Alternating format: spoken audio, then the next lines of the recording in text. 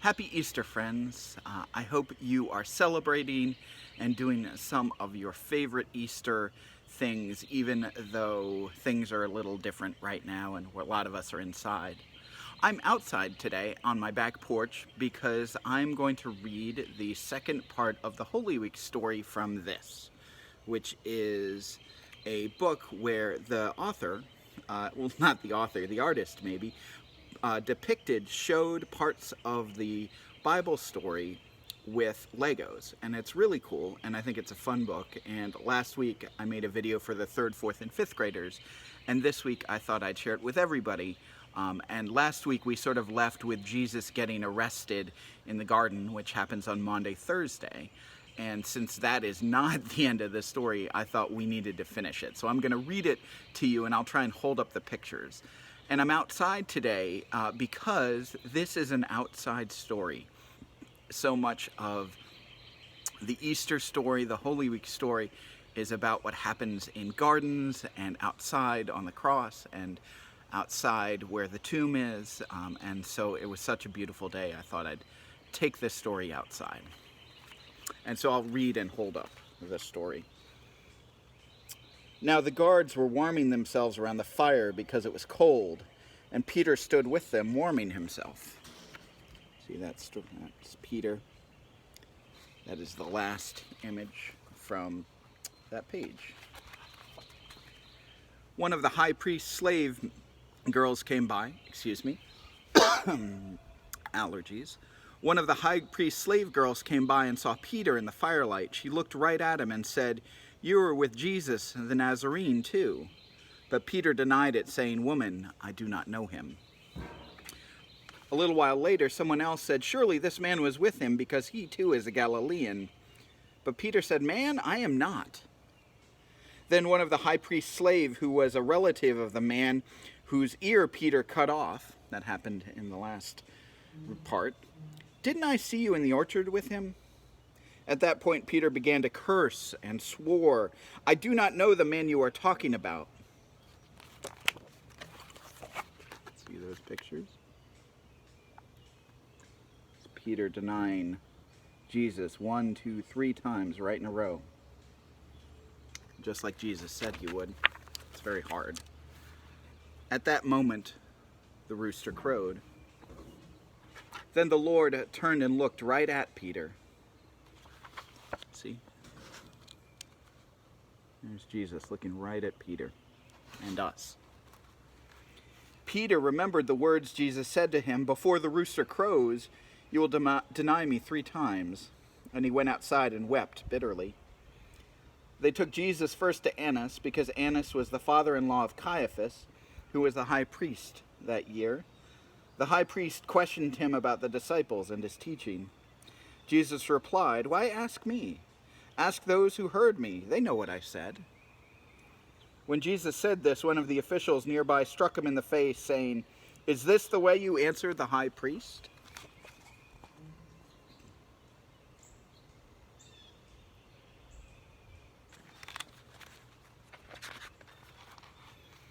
Then Annas sent him to Caiaphas, the high priest, in whose house the experts in the law and the elders had gathered.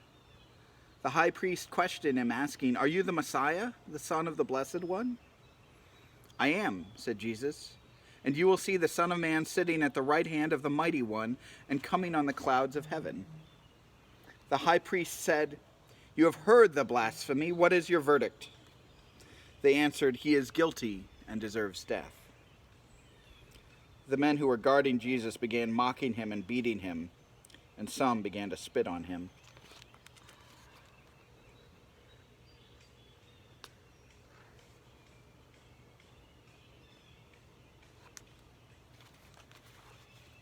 They blindfolded him and struck him with their fists, saying, "Prophesy, which one of us hit you?" Boy, that's mean. And they said many other insulting things to him. When it was early in the morning, they had Jesus bound and handed him over to Pilate, the governor. Now, Pilate is Roman, and the Romans were in charge of Israel at that time. So Pilate came out to them and asked, "What accusation do you bring against this man?" They replied, "If he were not a criminal, we would not have handed him over to you." Then Jesus said to him, Then Pilate said to them, "Take him and judge him according to your own law." When he learned Jesus was a Galilean from Herod's jurisdiction, he sent him to Herod, who also happened to be in Jerusalem at the time. Herod was happy to see Jesus, for he was hoping to see him perform some miraculous sign, and he questioned him at length. See? And there is Pilate in the red, Caiaphas in the purple, and then Herod with the crown.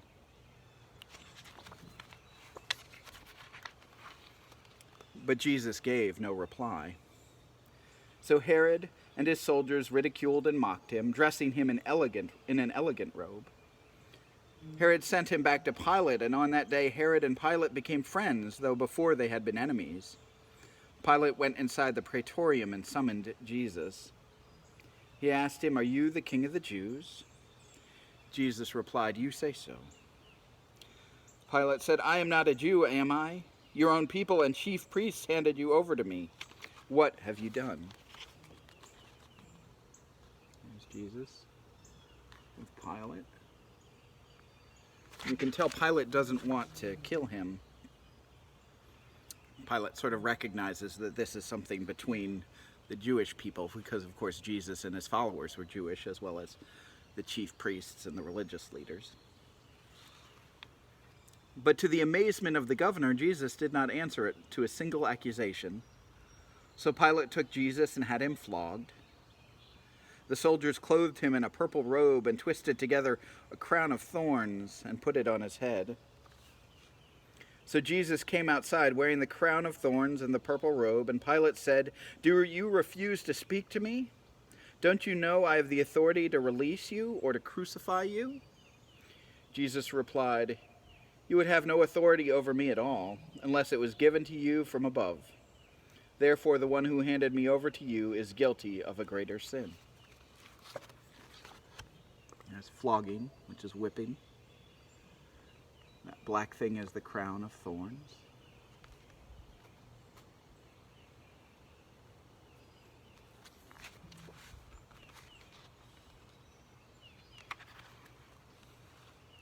It was the custom during the feast to release a prisoner from a prisoner that the crowd chose. They had in custody a notorious prisoner named Jesus Barabbas. Barabbas in Hebrew means son of the Father, so that's kind of a play on Jesus being God's son. It's a word play, it's a pun. Who had been thrown in prison for starting a riot in the city and for murder. So after they had assembled, Pilate said to them, "Which one shall I release for you, Jesus Barabbas, or Jesus who is called the Messiah?" But they all shouted out together, "Release Barabbas for us." Pilate said to them, "Then what should I do with Jesus who is called the Messiah?" And they all said, "Crucify him." Pilate said, "You take him and crucify him." The Jews replied, "We have a law, and according to our law he must die, because he claimed to be the Son of God."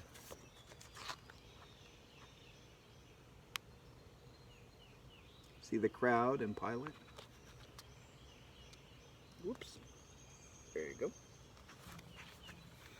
So Pilate handed him over to be crucified, and they took Jesus away.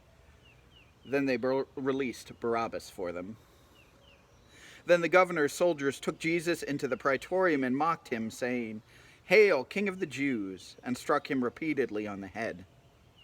After they mocked him, they stripped him of the robe they put up and put his own clothes back on him, and then it led him away to crucify him.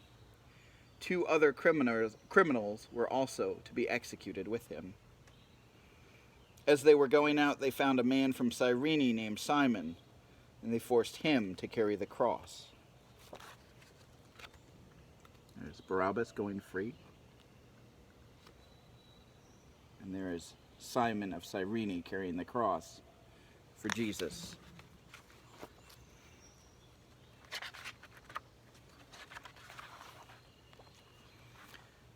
And Jesus, carrying his own cross, went out to Golgotha, which is called the place of the skull, and they crucified him.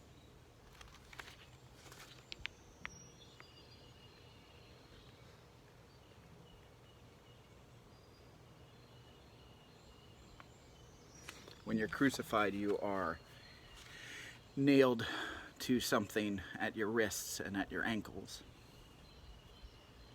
Near the cross of Jesus stood his mother and his mother's sister, Mary the wife of Clopas, and Mary of Magdala, and the disciple whom he loved. We heard about him last week.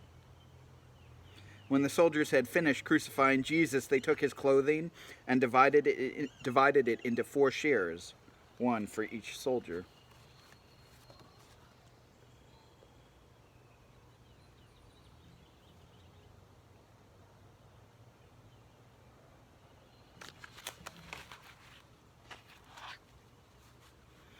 Passers-by mocked him, and the chief priests and the experts in the law said, "He saved others, but he can't save himself.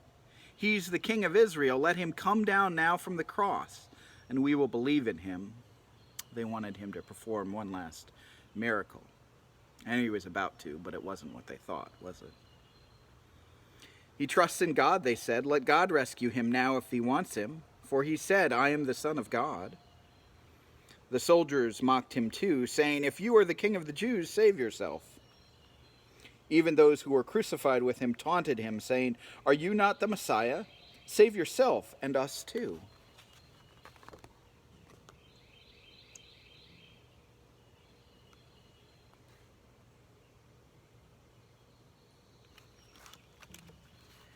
It was about noon now, and darkness came over the whole land.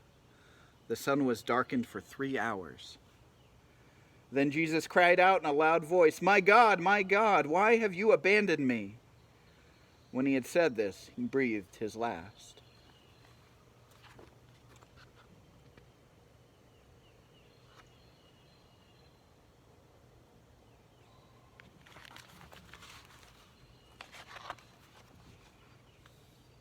At that moment, the tombs broke open, and the bodies of many holy people who had died were raised to life. They came out of the tombs, and after Jesus' rising, they went into the holy city and appeared to many people. The Jews did not want bodies left on the crosses during the Sabbath, so they asked Pilate to have the legs broken and the bodies taken down. So the soldiers came and broke the legs of the first man, and then those of the other man who had been crucified with Jesus. But when they came to Jesus and saw that he was already dead, they did not break his legs. Instead, one of the soldiers pierced his side with a spear, and immediately blood and water flowed out. And that is supposed to remind us of communion and baptism, by the way, in case you were wondering. After this, Joseph of Arimathea, a rich man who was a disciple of Jesus, asked Pilate if he could remove the body of Jesus. Pilate, surprised that Jesus was already dead, gave him permission.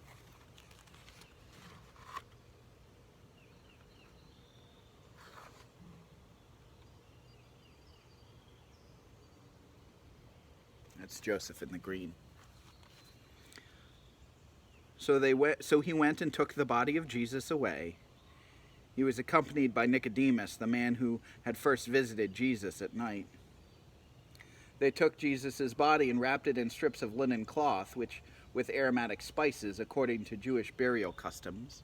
That's what you did to dead bodies, to, I don't know, make them more pleasant, show them love and care, I suppose. Nearby was a new tomb in which no one had yet been buried. They laid Jesus there, and Mary Magdalene and Mary the mother of Joseph saw where he was laid.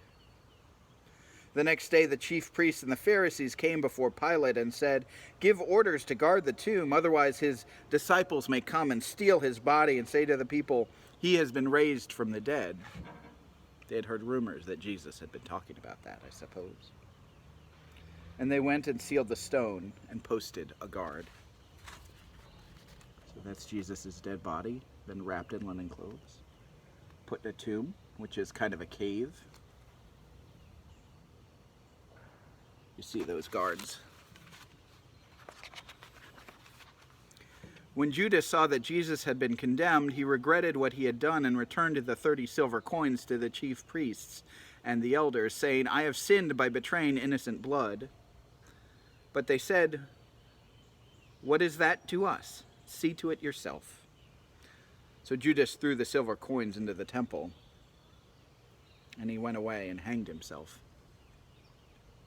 which is another horrible part of this story. At sunrise, Mary Magdalene, Mary the mother of James, and Salome went to the tomb with aromatic spices to anoint Jesus' body. And they were asking each other, who will roll away the stone for us from the entrance to the tomb? Because otherwise, how are they going to get to the body? Suddenly there was a severe earthquake, for an angel of the Lord descended from heaven and rolled the stone away. Let's go back a little bit and look at Judas.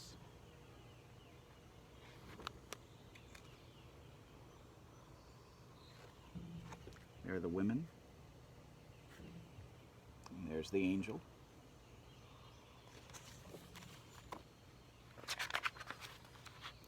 The guards trembled in fear and became like dead men.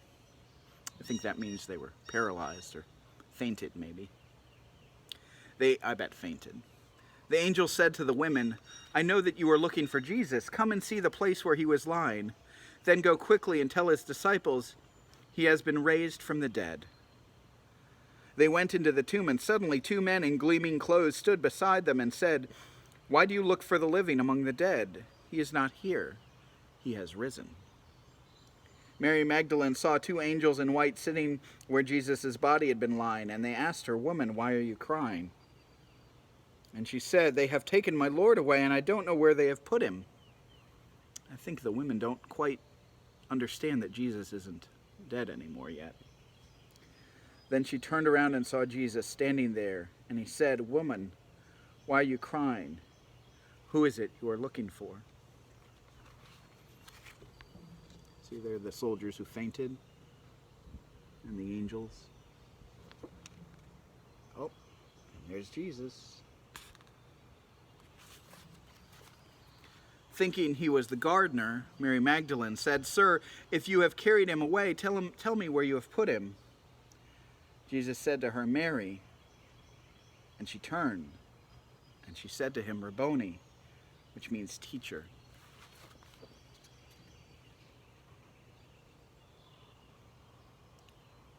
And I think all of a sudden Mary recognized his voice before she saw his face. Now, Jesus said to her, Do not touch me, I have not yet ascended to my Father. They went out and ran from the tomb, for terror and bewilderment had seized them, and they ran to tell his disciples. It was scary. But these words seemed like pure nonsense to them, and they did not believe them. But Peter got up and ran to the tomb. He saw only the strips of linen cloth, and then he headed home wondering what had happened.